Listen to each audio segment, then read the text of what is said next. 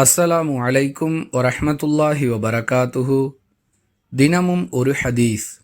அல்லாஹுவின் தூதர் ஸல்லல்லாஹு அலைஹி வஸல்லம் அவர்கள் தமது வாகனத்தின் மீது அமர்ந்தவர்களாக அந்த வாகனம் செல்லக்கூடிய திசையை நோக்கி தொழுபவர்களாக இருந்தார்கள்.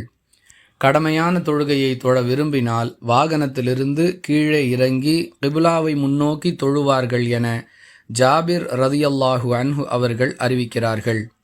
நூல் புகாரி, ஹதீஸ் எண் 400.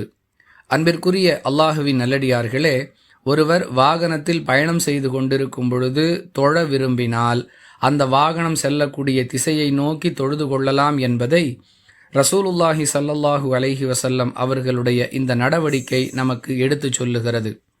அதே நேரத்தில் கடமையான தொழுகையை தொழும் பொழுது வாகனத்திலிருந்து இறங்கி கிப்லாவை முன்னோக்கி தொழுவதே நபி வழி என்பதையும் இந்த ஹதீஸின் 2வது பகுதி நமக்கு விளக்குகிறது.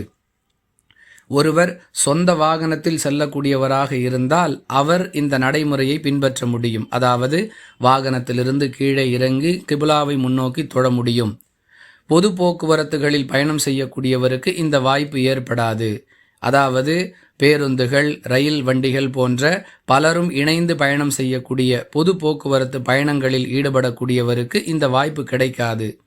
எனவே எந்த ஆத்மாவையும் அல்லாஹ் அதனுடைய சக்திக்கு மீறி சிரமப்படுத்த மாட்டான் என்ற திருக்குரான் வசனத்தை அடிப்படையாக வைத்து வாகனத்தில் இருந்தபடியே வாகனம் செல்லக்கூடிய திசையை நோக்கி கடமையான தொழுகையையும் அவர் நிறைவேற்றி கொள்ளலாம் என்பதை நாம் கவனத்தில் கொண்டு நம்முடைய தொழுகையை நிறைவேற்ற வேண்டும்.